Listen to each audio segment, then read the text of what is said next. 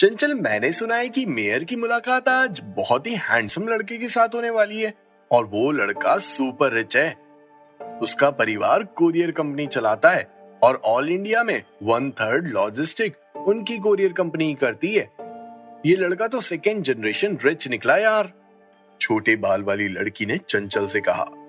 जैसे ही चंचल ने उस लड़की के मुंह से ये बात सुनी, वैसे ही चंचल अपने बालों को संवारते हुए एटीट्यूड दिखाते हुए बोली, ऑफ कोर्स मुझे पता है, तभी तो आज मैं इतनी खूबसूरत लग रही हूँ। समझ आ रहा है कि तू आज पूरी तैयारी करके आई है। क्या उसे पति बनाने का इरादा है क्या? जैसे ही चंचल के कान में ये बात पहुंची, वैसे ही चंचल ने उस छोटी बाल वाली लड़की की तरफ इशारा करते हुए कहा, तो क्या तू तैयारी करके नहीं आई है? आज तक तो मैंने तुझे कभी इतने हेवी मेकअप में नहीं देखा, तो आज क्यों? क्या उस अमीर ज़ादे को फंसाने का प्लान है? मेरी बात अलग है चंचल, मैं सिंगल हूँ, मेरा कोई बॉयफ्रेंड नहीं है।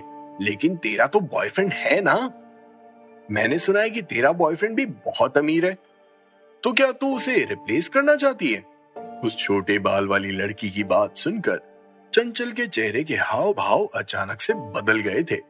तुरंत ही उसने कड़क अंदाज में जवाब देते हुए कहा, आगे बढ़ने के लिए हमें कई पापड़ बेलने पड़ते हैं। जितना अंदर जाएंगे पानी उतना ही गहरा होगा और मुझे गहरे पानी में तैरने का बहुत शौक है। तू नहीं समझेगी। और रही मेरे बॉयफ्रेंड की बात, तो वो कोई सेकेंड जनरेशन अमीर नहीं है, बस गांव के मुखिया का बेटा है। 2 महीने उससे बात क्या कर ली, मुझे शादी करने का फोर्स कर रहा है। मुझे उससे शादी नहीं करनी है। ठीक है, लेकिन मुखिया का बेटा अमीर भी तो है। सेकेंड जनरेशन नहीं, लेकिन अमीर तो है ना। धोखा मत दे उसे, वरना गांव वालों के सामने तेरी इज्जत का पापड़ बना देगा। अभी वो छोटे बाल वाली लड़की चंचल के साथ अपनी राय साझा कर ही रही थी कि तभी अचानक से उनके कानों में एक जवान लड़के की आवाज आई, ब्यूटीफुल लेडीज, क्या मेयर आज इस मोटेल में मौजूद है? उस आवाज को सुनकर चंचल का ध्यान विराज की तरफ गया और वो ऊपर से नीचे तक विराज को निहारने लगी थी। विराज के कपड़ों को देखकर चंचल की दोनों बाहें ऊपर की तरफ उठी और उसने चौंकते हुए कहा, तुम कौन हो?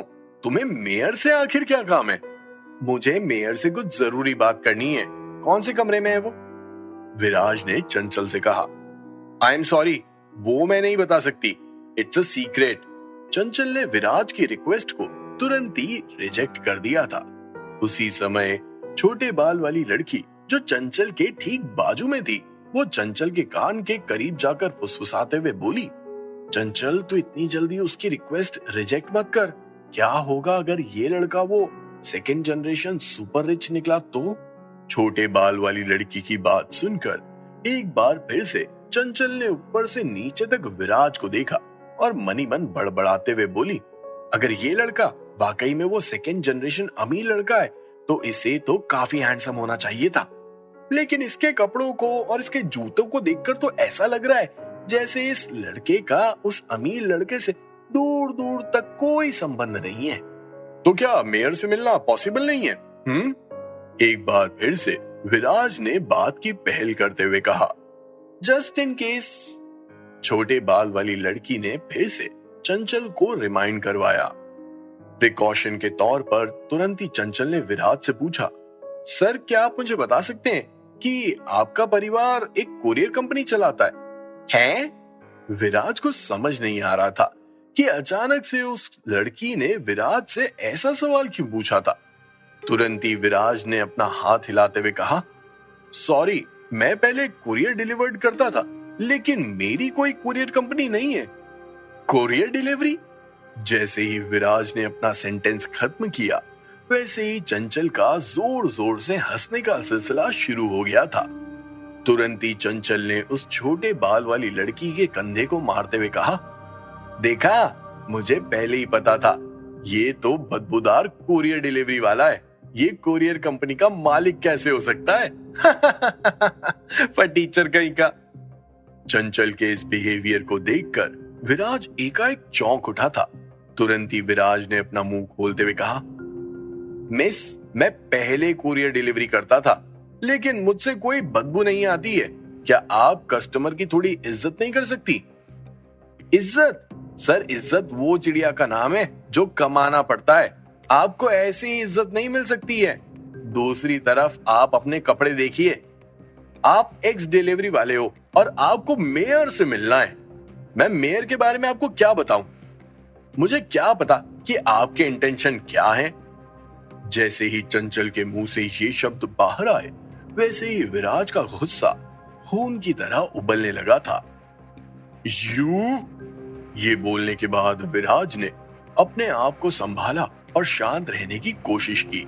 तुरंत ही विराज ने अपना वॉलेट निकाला और 2000 रुपए के कुछ कड़क नोट बाहर निकालते हुए चंचल से बोला, ब्यूटीफुल गर्ल, ये पूरे 10,000 रुपए हैं। अगर तुम मुझे बता दोगी कि मेयर कहाँ है तो ये सारे पैसे तुम्हारे हुए। 2 दिन पहले ही चंचल को एक मेकअप का सेट बहुत पसंद आया था और उसकी कीमत भी 10,000 रुपए ही थी। लेकिन चूंकि चंचल के पास इतने पैसे नहीं थे तो उसने उस मेकअप के सेट को नहीं खरीदा था। लेकिन आज चंचल के पास उस मेकअप सेट को खरीदने का अच्छा मौका था। लेकिन अगर उसने विराज के ये पैसे ले लिए तो चंचल गरीब कहलाएगी और चंचल को अपनी इज्जत खराब करने का कोई शौक नहीं था। तुरंत ही चंचल ने कड़क अंदाज में विराज को जवाब देते हुए कहा, तुम्हें क्या लगता है कि ये 10,000 रुपए मुझे खरीदने के लिए काफी हैं? क्या मैं तुम्हें तुम्हारी तरह पुअर इडियट दिखाई देती हूँ? चंचल की बात सुनकर जब उस छोटे बाल वाली लड़की ने देखा कि विराज उन पैसों को वापस से अपने वॉलेट में डाल रहा है तो तुरंत ही उसने अपना मुंह खोलते हुए कहा, रुको, मैं तुम्हें बताती हूँ। जैसे ही विराज ने उस छोटे बाल वाली लड़की के मुंह से वो शब्द सुने, वैसे ही विराज के चेहरे पर भी मुस्कान लौट आई थी। तुरंत ही विराज ने उन पैसों को फिर से बाहर निकाला और कहा, बोलो, मेयर कहाँ है? मेयर 5th फ्लोर पर सबसे बड़े कमरे स्काई नंबर 1 में है। जैसे ही छोटे बाल वाली लड़की के मुंह से ये शब्द बाहर आए, वैसे ही विराज ने भी अपना मुंह खोलते हुए कहा, शुक्रिया। और इसी के साथ विराज और जितिन के कदम लिफ्ट की तरफ बढ़ने लगे थे। उसी समय उस छोटे बाल वाली लड़की ने पीछे से विराज को टोकते हुए कहा, हे यू, तुमने पैसे तो दिए ही नहीं। सॉरी, मैंने कहा था कि मैं पैसे उसे देना चाहता हूँ। मैंने ये कब कहा कि मैं तुम्हें पैसे दूंगा? लेकिन तुमने मेरी मदद की तो शुक्रिया कहना तो बनता ही है। ये बोलते हुए विराज फिर से पीछे मुड़ा और मुस्कुराते हुए उसके कदम जितिन के साथ लिफ्ट के अंदर की तरफ बढ़ गए थे। साला कमीना। विराज को वहां से जाते हुए देखकर वो छोटे बाल वाली लड़की बड़बड़ाते हुए विराज को कोसने लगी थी और चंचल जो ठीक उसके बाजू में खड़ी थी वो खिलखिलाते हुए हंसने लगी थी। तुम क्यों हंस रही हो? नाखुश होते हुए उस छोटे बाल वाली लड़की ने चंचल से पूछा।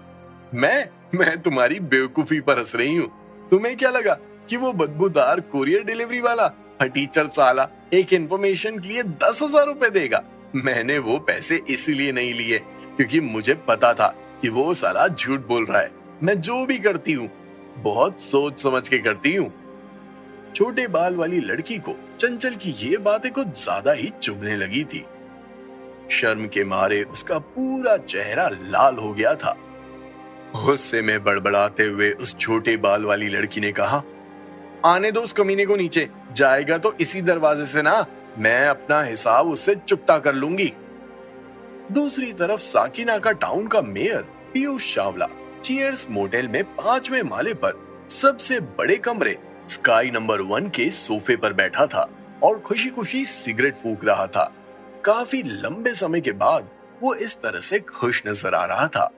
पिछले 4 सालों से वो साकिनाका टाउन का मेयर था और इन 4 सालों में उसकी लीडरशिप में साकिनाका टाउन का कोई विकास नहीं हुआ था, बल्कि साकिनाका टाउन को तो आजू बाजू के गांवों ने भी विकास के मामले में पीछे छोड़ दिया था।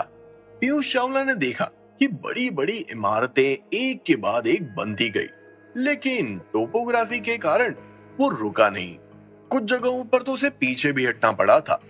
अब जब उसके पास जाने के लिए केवल 1 साल बचा था, तो अब अगर उसने कोई रिजल्ट्स नहीं दिए तो उसके मेयर का कार्यकाल खत्म हो जाएगा। या फिर उसे डिमोट भी किया जा सकता था। अगर उसने साकिनाका टाउन की इकोनॉमी को नहीं संभाला तो फिर उसके पास कहने के लिए और करने के लिए कुछ भी नहीं बचेगा। हालांकि आज पीयूष चावला के सर से मुसीबत का दौर खत्म होने वाला था।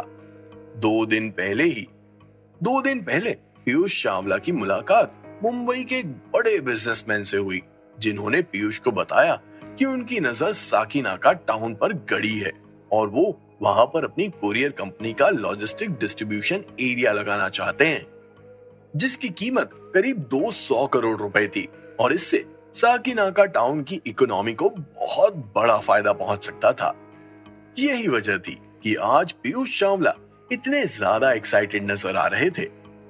अगर ये 200 करोड़ रुपए की डील सेटल हो गई तो पीयूष के रेज्यूमे में काफी कुछ बढ़ जाएगा और इसी के साथ साथ पीयूष का पद भी बढ़ जाएगा। एक और चीज थी जो बहुत जरूरी थी।